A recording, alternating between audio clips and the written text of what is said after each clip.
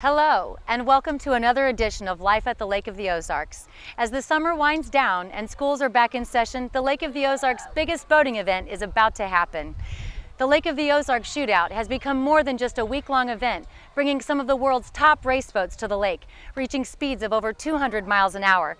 There are over 8 exciting events that now go along with the actual high-speed race, not to mention the numerous charities that benefit from the Shootout. Let's take a look at what this event is all about.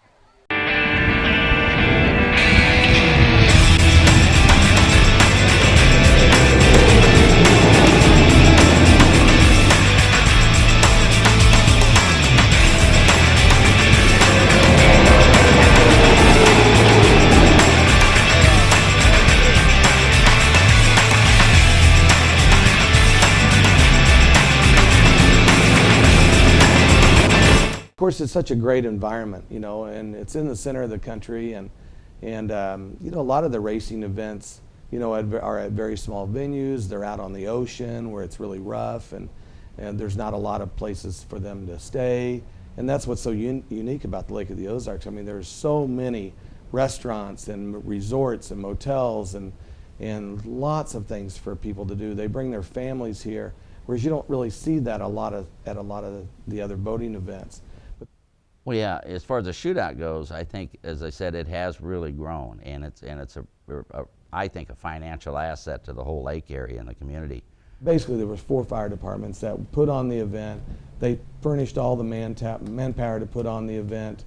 They did everything, and it was Osage Beach, Lake Ozark, Gravois Mills, and Sunrise Beach, and they provided everything, to run the entire thing. And Jeff Dorhauer and that crew and just did a fantastic job of putting on this. And it was a lot of work for those 4 fire chiefs, and especially for Jeff being the lead guy. It started as a small event, as a bragging rights event, which it's still touted as today, and it still is. But it was a bunch of local boaters that wanted a safe way to see whose boat was truly faster. And naturally, when we talk about safety in an event like this, it was natural for the fire department to have involvement in this. I remember I was playing in the nightclub down there as their DJ, and Fran Steingruby, who owned the property at that time, he liked fast boats. Of course, we all did. And I think it was Fran that actually came up with the idea. I don't really remember who it was, actual idea, but I believe it was Fran. And Fran went to the fire departments and contacted them and see if they would be interested in it. Well, Osage Beach jumped right on it, and we started out the first year, and I had my sound equipment in there. Well, for the first several, I couldn't even tell you how many shootouts, we would just roll my sound equipment outside and start talking about it. By luck, I think, it's grown to what it has. We met people like David Scott that introduced us through his marina to Powerboat Magazine. And Powerboat Magazine was big in giving this event some national spotlight. Basically came to the Lake of the Ozarks with a friend, and one of the, back then, this was probably 18 years ago or so, a performance boat went by, and we were sitting at a restaurant on the water, and I said, what was that? Because I've always raced as a hobby, one form or another.